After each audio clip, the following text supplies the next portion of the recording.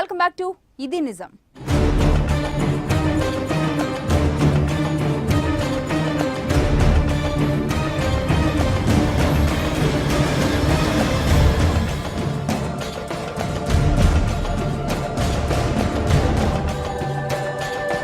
కట్టుబాట్లు ఆచార వ్యవహారాలే కాదు, గ్రామాల్లో రాజకీయాలు కూడా ఎక్కువే. పార్టీలకు అతీతంగా జరగనున్న పంచాయతీ ఎన్నికల్లో అప్పుడే చాలా ఊళ్లలో రాజకీయ వేడి మొదలైంది. గ్రామాభివృద్ధి కోసం అంటూ చాలా ఊళ్లలో సర్పంచ్ పదవులు వేలం వేస్తున్నారు.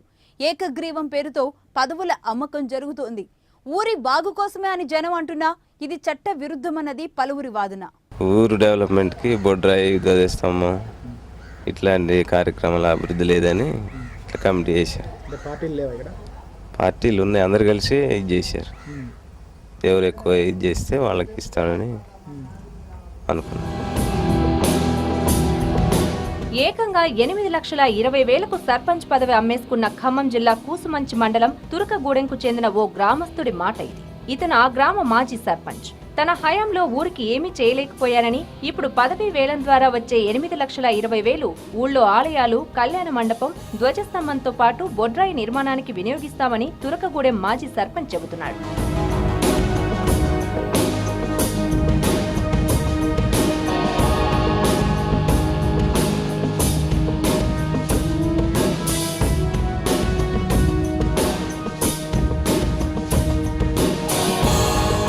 గ్రామ కూడలిలోని ఆంజనేయ స్వామి ఆలయంలో ధ్వజస్తంభం పునః ప్రతిష్ఠ, ముత్యాలమ్మ ఆలయం, బొడ్రాయి నిర్మాణంతో పాటు కళ్యాణ మండపం కోసం తురకగూడెం వాసులు చాలా కాలం నుంచి ప్రయత్నిస్తున్నారు. ఆ నిధుల సేకరణ కోసం సర్పంచ్ పదవి వేలం వేయాలని నిర్ణయించారు. 2 లక్షలతో మొదలైన పాట 8,10,000 వరకు సాగింది. దాంతో పాటు మరో 10,000 ఇస్తానన్న కోటయ్య అనే వ్యక్తి సర్పంచ్ పదవి దక్కించుకున్నారు.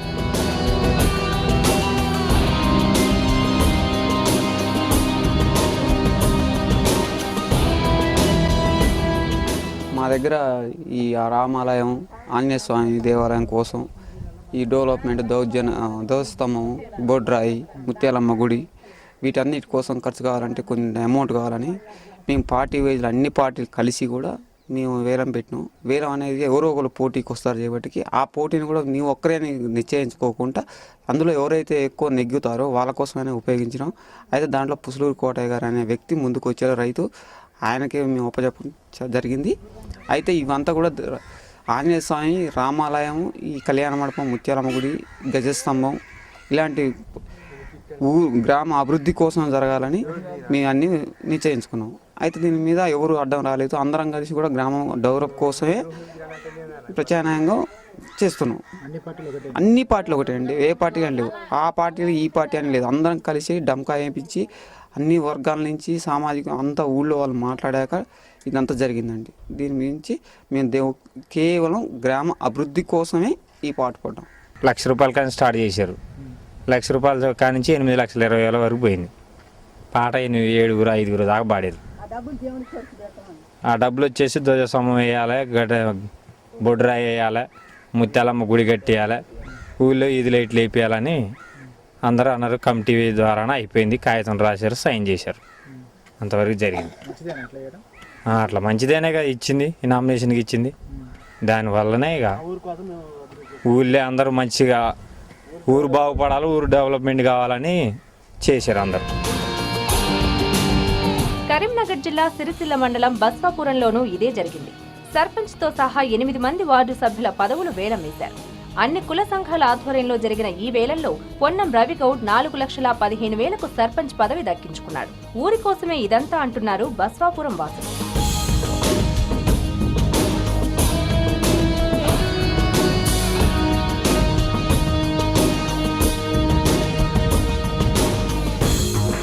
సర్పంచ్ పదవి కోసం ఎన్నుకోవడానికి ఈరోజు గ్రామస్తులందరం ఒక ఏకతాటికి వచ్చి ఐకమత్యంతో, ప్రజలందరూ ఐకమత్యంతో ఈరోజు గ్రామ పంచాయతీ ఆవరణలో ఈరోజు సమావేశం నిర్వహించుకోవడం జరిగింది. మరి ఈ సమావేశంలో సర్పంచ్కి ఎలక్షన్లు ముందు ఉన్నాయి, ఇంకా 3-4 రోజులు ముందు ఉన్నాయి కాబట్టి మరి ఈ రోజే ముందుగా ఈ యొక్క సర్పంచ్ని ఏకగ్రీవంగా చేసుకోవడం కోసం విచ్చలవిడి ఖర్చుకు పాల్పడకుండా, ఎలాంటి మద్యానికి దాసోహం కాకుండా, మందుకు కానీ డబ్బుకు కానీ దాసోహం కాకుండా అందరి సమక్షంలో ఏకగ్రీవంగా ఒక మంచి వ్యక్తిని నియమించుకోవాలని మా బస్వాపురం గ్రామస్తులు ఎన్నడూ లేని విధంగా ఈ నిర్ణయంకు చాలా గ్రామ ప్రజలందరూ సంతోషంతో సర్పంచ్ ఎన్నికలను ఏకగ్రీవం చేసి శ్రీ పొన్నము రవీంద్ర గౌడ్ను ఎన్నుకున్నాం. ఇంత మంచి ఆలోచన వచ్చిన మా గ్రామ ప్రజలందరూ ఈసారి సంతోషంగా రవీంద్ర గౌడ్ని ఎన్నుకోవడం జరిగింది. గుంటూరు జిల్లా శ్రావణ్యాపురం మండలం ఇర్లపాడులోనూ సర్పంచ్ పదవికి బహిరంగ వేలం జరిగింది. పంచాయతీ ఏర్పడి 30 ఏళ్లు గడిచినా ఎలాంటి అభివృద్ధి జరగలేదని, అందుకే సర్పంచ్ పదవి వేలం ద్వారా నిధులు సేకరిస్తున్నామని గ్రామ యువత చెబుతున్నారు.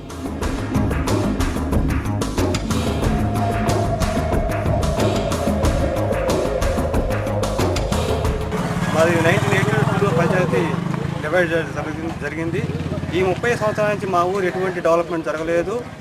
కాబట్టి యువత అంతా కలిసి ఈ ఊరిని డెవలప్ చేయాలనే ఆలోచనతో పాట పెట్టుకోవడం జరిగింది సార్. దానికి 8,25,000కి పడటం జరిగినది. ఈ యువత అంతా ఒక కమిటీగా ఏర్పడి ఈ ఊరిని అభివృద్ధి ఈ 8,25,000ని పెద్దల పర్యవేక్షణలో యువత అంతా డెవలప్మెంట్ చేయడానికి చేయాలనుకుంటున్నాము.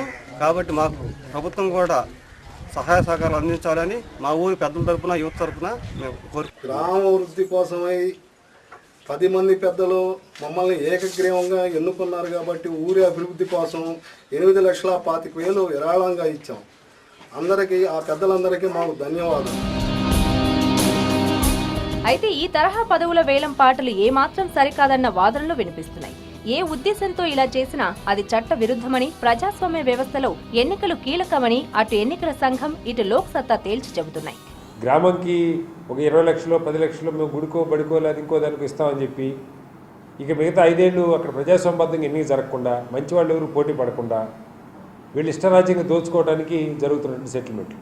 దీనిలో గ్రామానికి ఇచ్చేదానికంటే ఇతర పార్టీలకు వీళ్ళు అప్పచెప్పుకునేటువంటి సెటిల్మెంట్లు ఎక్కువ ఉంటాయి. కాబట్టి లోక్సత్తా దీన్ని తీవ్రంగా ఖండిస్తుంది. దాదాపు ఇది బహిరంగంగానే జరుగుతున్నాయి గ్రామాల్లో. ఎక్కడికక్కడ బహిరంగంగానే మన ఊర్లో ఉండే రచ్చబండ దగ్గర మరో చోట కూర్చొని చేస్తూ ఉన్నారు. కాబట్టి వెంటనే పోలీసులు, ప్రభుత్వం పూనుకొని దాన్ని అరికట్టాలి. అలా కనుక ఎక్కడన్నా గ్రామంలో ఏకగ్రీవం అందరూ కలిసి ఏకగ్రీవం అనుకుంటే వేరు, కానీ దాన్ని డబ్బుతో కొనాలని చూస్తే మాత్రం లోక్సత్తా ఖచ్చితంగా ఎక్కడైతే ఎన్నికలు ఈ రకంగా వేలం పాటల ద్వారా వాళ్ళు పాడుకోవడం జరుగుతుందో అక్కడంతా కూడా లోక్సత్తా వీలైనన్ని ఎక్కువ చోట్ల అభ్యర్థులను పోటీ పెట్టడానికి ప్రయత్నం చేస్తుంది. ప్రభుత్వం వెంటనే కదిలి, అలాగే ఎన్నికల సంఘం కూడా వేలం పాట అంటే పరోక్షంగా డబ్బుకి ఊర్లోని ఓటర్లందరినీ కొనుక్కోవటం లాంటివి, వీటిని అరికట్టాలి. అలా ప్రయత్నం చేస్తున్న వాళ్ళ మీద జీవితకాలం పోటీ చేయకుండా అనర్హత ప్రకటించాలని కోరుకుంటున్నాను. మరోవైపు పంచాయతీ ఎన్నికల్లో రిజర్వేషన్లు కొందరికి అనుకోని పదవి యోగం కల్పిస్తున్నాయి. గుంటూరు జిల్లా తాడేపల్లి మండలం ఇప్పటం రామచంద్రాపురంలో సరిగ్గా ఇదే జరిగింది. ఇప్పటం ఎస్సీ మహిళకు రిజర్వ్ అయింది. అక్కడ ఒక్క కుటుంబమే ఉండడంతో పద్మ సర్పంచ్ అవుతున్నారు.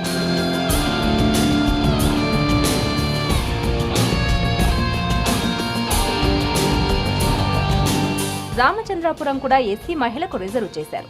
అక్కడ 5గురున్న పౌల్ట్రీ ఫారంలో పనిచేసే సామ్రాజ్యం అనే మహిళకు మాత్రమే ఓటు హక్కు ఉండడంతో ఆమె సర్పంచ్ అవుతున్నారు.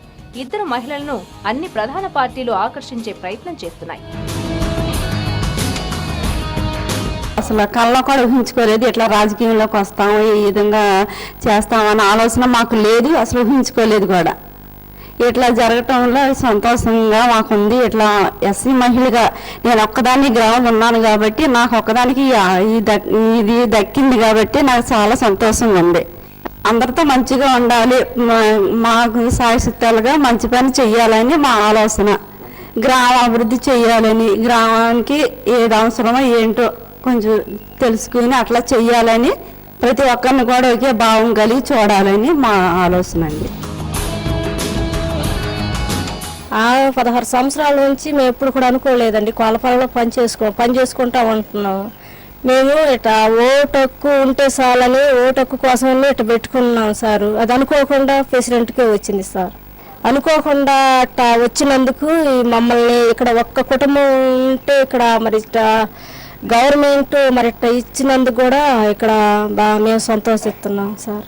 మా శాతనైన వరకు చేస్తాం సార్, అభివృద్ధి చేస్తాం.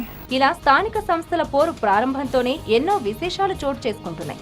పార్టీలకు అతీతంగా ఎన్నికలు జరుగుతున్నా ప్రత్యక్షంగా పరోక్షంగా అవే కీలకమవుతున్నాయి. కాయ్ రాజా కాయ్ అంటూ సర్పంచ్ పదవులు వేలం వేస్తున్న ఊళ్ళ గురించి ఇప్పటి వరకు చూసాం కదా. మరో ఇంట్రెస్టింగ్ సబ్జెక్ట్ తో మళ్ళీ కలుసుకుందాం. Until then keep watching I news.